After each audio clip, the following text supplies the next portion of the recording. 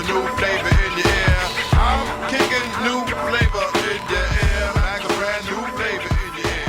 Here comes a brand new flavor in your ear. Yes, it's always time for marketing analytics flavor in your ear. Hello, this is Eric Riney from Webster University coming to you again with another marketing analytics procedure. In today's video, we're going to be discussing bundle pricing. Okay, so now what we're going to do is look at a one-tier type of pricing plan, and this is another form of bundling. And it's if you think of like a $5 store where everything is $5, or you might have some type of song service where you can go and purchase as many songs as you want at a price point, one price point. So what we want to try to do again is maximize our revenue as much as possible, or profit if in this case it's revenue. But we want to maximize revenue as much as possible by identifying the price that we should sell these at, which will capture as much of the value that people are willing to pay for something. All right. So in this situation, we have maybe this cable company again, and they're offering these various different services. So they have a news network, a children's network, a sports network, a movie network, and a foreign network. And instead of having a price point for each one of these, we're simplifying things. Maybe this is our brand or our promotional plan, is that, hey, you can come in and you can select any one of our channels that you want. They're all the same price. You just determine which one you want. So we have to find that price point that's going to do this for us. All right. So again, what we have to do is come up with a price. But in this case, we only want one price. All right. So I'm just going to come over here and put, let's just do it right here. Price. And I'll put $1 and highlight this to know that's what I'm going to be doing. Okay, so I'm going to copy this over. And again, what we want to do is determine a surplus or deficit.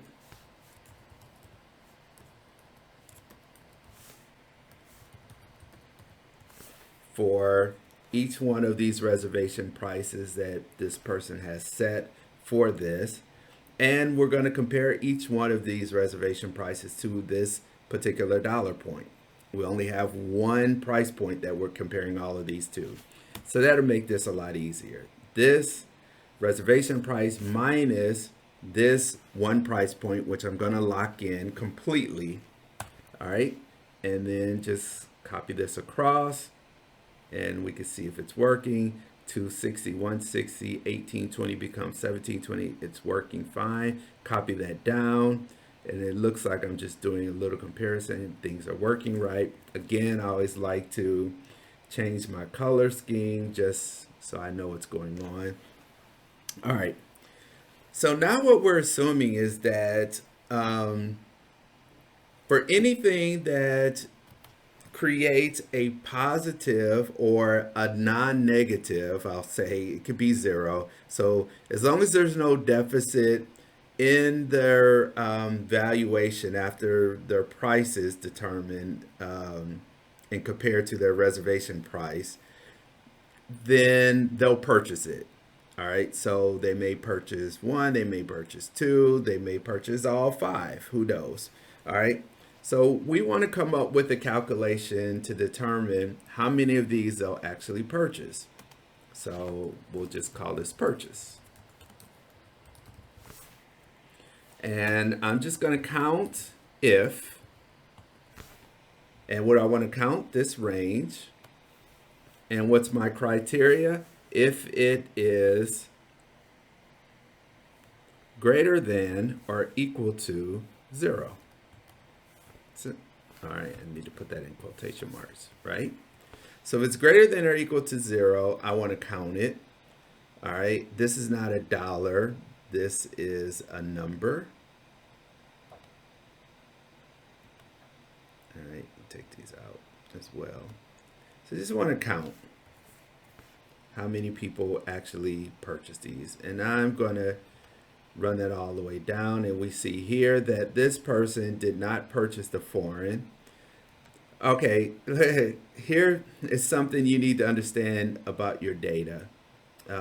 So in this situation right here, we have this individual who is not willing to spend any money. As a matter of fact, the way this data was obtained, apparently the people were asked, you know, hey, even if you wouldn't be willing to spend money, how much would we have to pay you in order for you to watch this channel or for you to,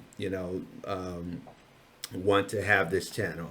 And this person said, you give me 20 cents and I may watch the foreign channel. So that's how this evaluation is done. And depending on, again, the research is obtained, you could have some negative reserve prices or negative evaluations. Sometimes what happens is that they'll translate information such as maybe of importance, an importance scale, or maybe a combination of importance and satisfaction, and they'll change those into some type of pricing determination. And based off of that, maybe they come up with a negative reserve pricing based off of that. So it's just good to always understand your data. All right. But even at $1, they're not willing to purchase foreign. Thus, they only will purchase, this third person will only purchase these 4 channels. Okay. Now that I have this, because we're only looking at one price, I can determine the revenue for all of these people. All right, so I'm going to come over here. I'll do it on this side. Might as well. I can do it over here. Revenue per person, right? So each person's revenue. So it's this, how many they purchase times the purchase price. Because remember, like you're going in the dollar store, however many items you pick up, that number of items times $1 is what you would pay. All right, so I'm going to lock in the price, and we see it's $5, and if we go down, it'll be $4 and $5 and so forth. Okay, again, we want total revenue.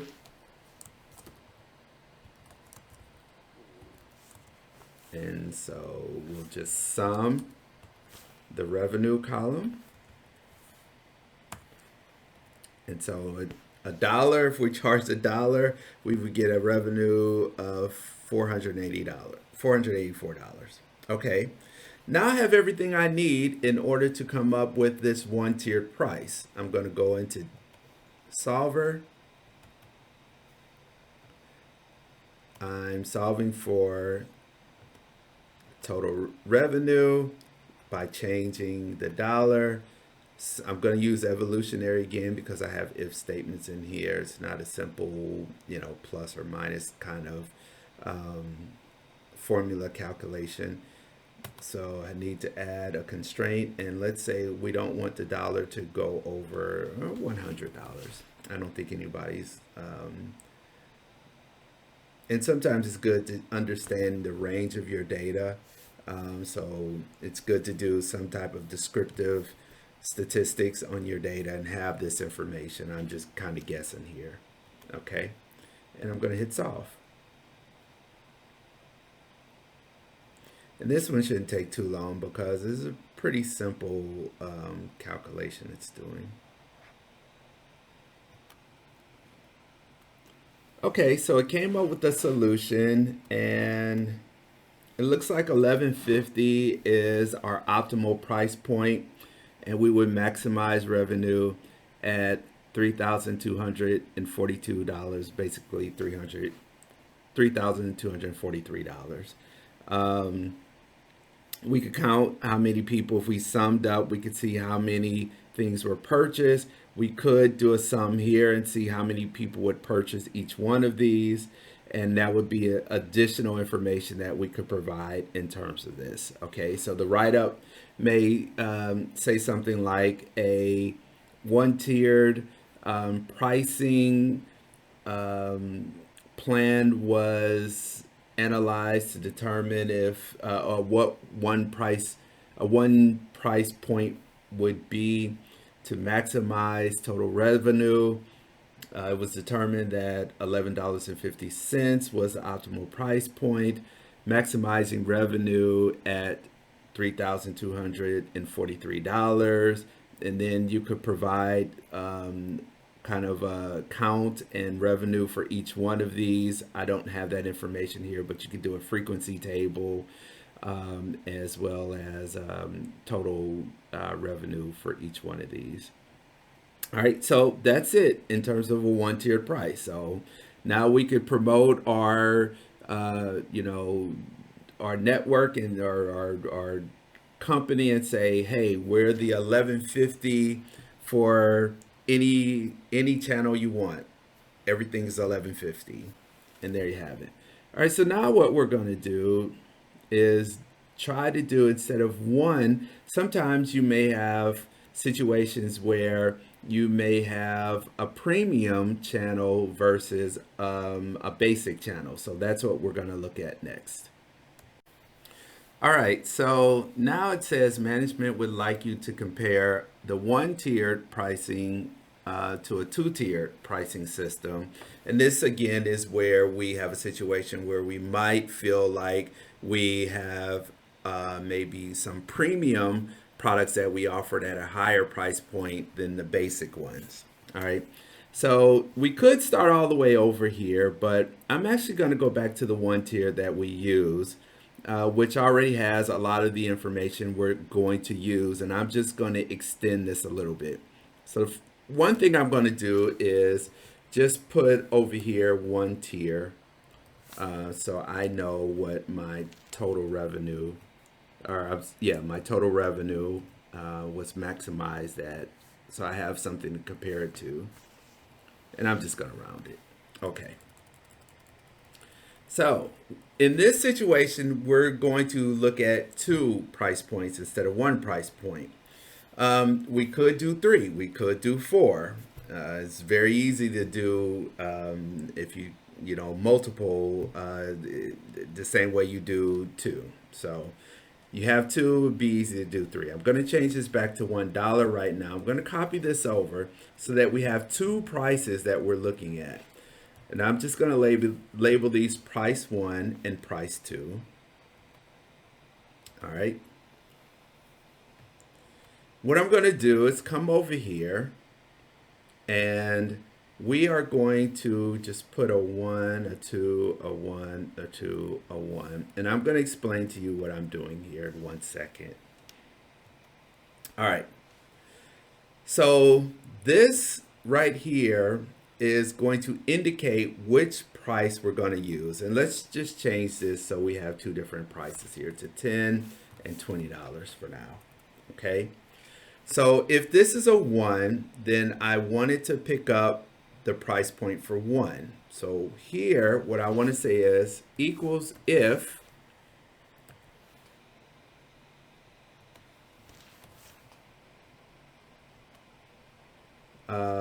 you can't see it, but underneath, if it's equal to 1, then give me this price. I'm going to lock that in. Else, give me this. All right. And this is dollar amount, so I'm just going to change that to dollar. Okay, so if I change this to a 2, it changes to $20. If I change this to a 1, it changes to $10. Okay, so it's working correctly. Now I want this to happen for each one of these, so I should be able to copy this across. This didn't work right, and let's see what happened. Oh, I didn't lock this in place here. All right, let's go back over here and make sure to lock this in place. If I can hit the right And F4, if you have a Mac, I'm not sure what it is, but if you have a PC, F4, you can just toggle through your F4s to get the various ways to lock in the cells. Okay, let's copy this across again and see if it's working now. So it looks like it's working. If I change this to, yep. If I change this to a 2, yep, a 1, excuse me, a 2. Okay, so it's working correctly. All right. So now what's going to happen is that we want Solver not only to change these pricing points to try to optimize the price and find the optimal price points, but we also want it to toggle between these various prices, so it could be any combination here of these two prices that it's looking at. It could be 1 and then the rest of these are 2s at this particular $10 and $20 price point. It could be 2 and then the rest of these are 1s. And it's comparing the total revenue to all of these. All right. So it's got to not only look at various price points, but then look at those various combinations at those particular price points. So now we're getting into some pretty fancy stuff. All right, there's one more thing, or a couple more things, but one more thing we have to do down here in terms of the surplus or deficit. Right now, this is only calculating this one. Remember, it's set up to only do this one price point. Now what we wanted to do, instead of doing these prices over here, we want a comparison of the reservation price to the price up here for news, okay? So as this changes from one price to another, we want to get a calculation of how much surplus or deficit in value is created. Okay, so here I'm changing this to equals their reservation price minus the price that we are obtaining, right? Based on whatever the price is over here and which one is being selected. And I'm going to lock this in so that as I copy this down, the row stays the same, but I want the column to change because news has its own price, children has its own price, sports has its own price, and so forth. All right. So you see, person number 1 is only willing to pay $7.60 for news. It costs us $10 because price 1 is being selected and price 1 is $10. Thus, this person has a deficit in value of $2.40. If I were to change this to a 2, which is $20, then you see their deficit is even greater. Now, if I were to change these price points to a 5 and let's say $10, and I change this back to a 1, now we see that, hey, at $5, this person would actually purchase this. Okay, so you can see how complex this is because Solver is going to have to go through multiple iterations of prices and multiple iterations of combinations of these different tiers of pricing for each one of these. Okay, so I'm going to copy this across. Let's make sure this is working correctly. Let's change this to 2. Yes, it looks like it's working correctly. Change this to 2. Everything looks like it's working fine. So now I am going to actually copy this down. And it looks like we're working. All right.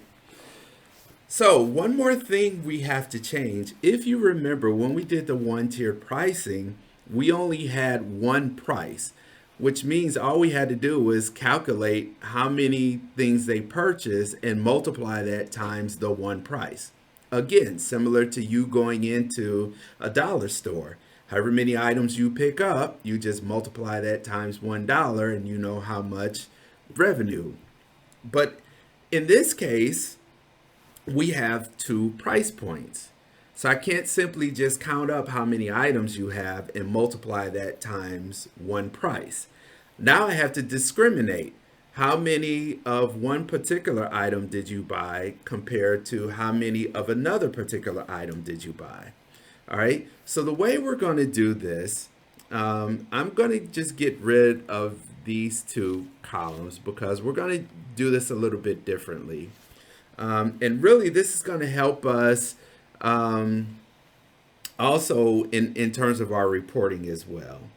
So what I'm going to do is I am going to, let's see how we can do this. I'm going to add another row in here, insert a row, just move everything down, okay? And what I want to do is I'm going to come up with the number of people that purchased. And I'm also going to come up with the revenue. All right, so the revenue, and this is going to be per channel, right? So I want, at this $5 price point, how many people are willing to purchase and how much money is made off of those people, okay? So here for the number of people purchased is equal count if, again, how many people here in this range for the news channel, comma, are greater than or equal to 0. All right. And we have to put parentheses around that.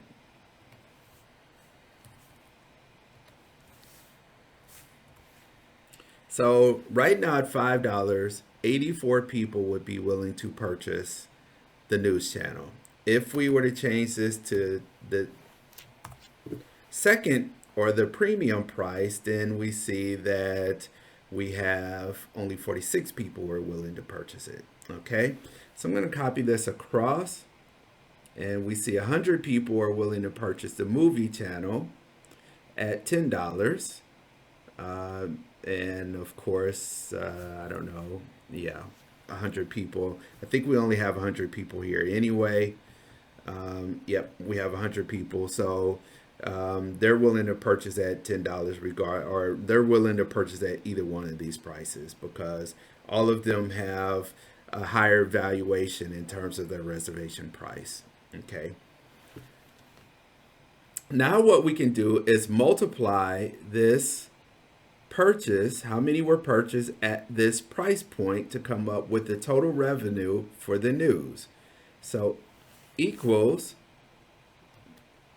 number of people purchased times what was charged to those people.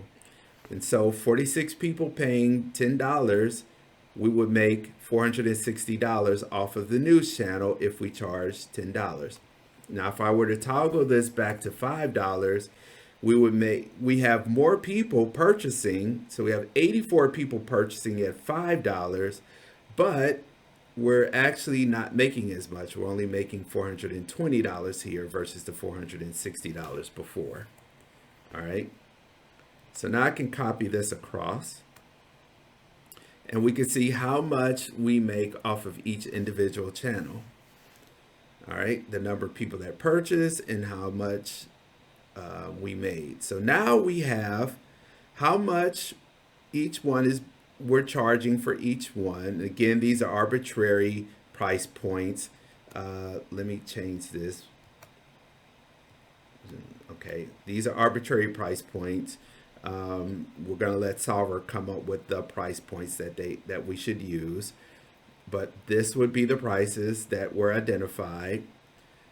This would be the number of people that purchase at those specific prices. And then this would be the total revenue. And so what we want to do here now is sum this up here. All right. So now we have the total sum, total revenue. Okay. So now we can go back into sum. All right. So now that we have everything set up, we can go and try to figure out which one, figure out what the best basic and premium price would be, which one of these products or offerings would be offered at which price point, how many people would purchase those, and what their revenue would be. All right, so we're going to go into Solver, and there are a couple things that we're going to have to change in Solver.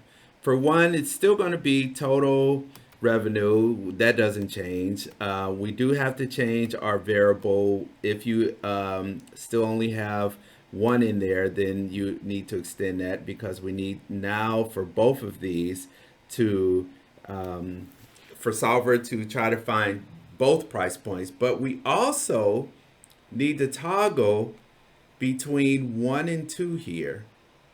All right, so we need Solver to go between those two price points to compare the two for each offering. Here, in terms of we want to have both of our, we want to make sure we have both prices, and we could keep this at $100. That's what we have for the one tier. I don't imagine that any one of these has a valuation over $100 for any one of the channels, so we could leave that in there. But we also have to tell Solver that you can only select a 1 or a 2 here. You can't have any other numbers in when you're toggling. It only has to be 1 or 2. So we want to force Solver to only do a 1 or a 2. So we're going to go back in here and add. Here, select all of these. And we want this to be less than or equal to 2. I don't want anything greater than 2. All right. Sorry about that. And I also want this to be greater than or equal to 1. All right, so I don't want anything less than 1, and I don't want anything greater than 2. All right, so that gives me everything 1 up to 2. However, it could be 1.2. Solver will give me 1.5, 1.7, 1.007. All right, so we have to make sure that we're only getting whole numbers here. And the way we do that is we select these again, and we say this must be an integer. All right, must be a whole number. Now we have all of the things that are necessary in order for us to do our solver. So let's solve. Now I'm going to hit pause again, because this is going to take a very long time, because not only does it have to go through the prices, it also has to go through multiple iterations at each of these two price points. All right, looks like Solver has come up with a solution, and it looks like our basic price point is $6.80, and our premium price is $13.40. And let's see what has been identified as basic and what has been identified as premium. So basic, we have $6.80 for news, children, and foreign. That makes sense. And then our premium price will be for sports and movies. So for our basic, any basic channel that you want, we're only going to charge you $6.80 for it. And we can have a list that they could choose from. And you just check off what you want at $6.80, simplified pricing. And then at our premium price, you can check off those things that will be charged $13.40. All right. And we can see here that our two-tiered price point actually increases our total revenue compared to our one-tiered. We also have great information in terms of how many individuals will purchase each one and how much revenue would be attained for each one. So this gives you a lot of great information that you could report.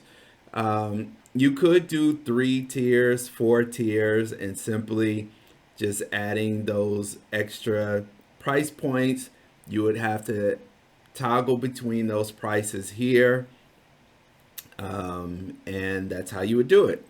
So there you have it. So now we have gone through a comparison of pure component to looking at bundles and then also looking at one and multi-tiered pricing.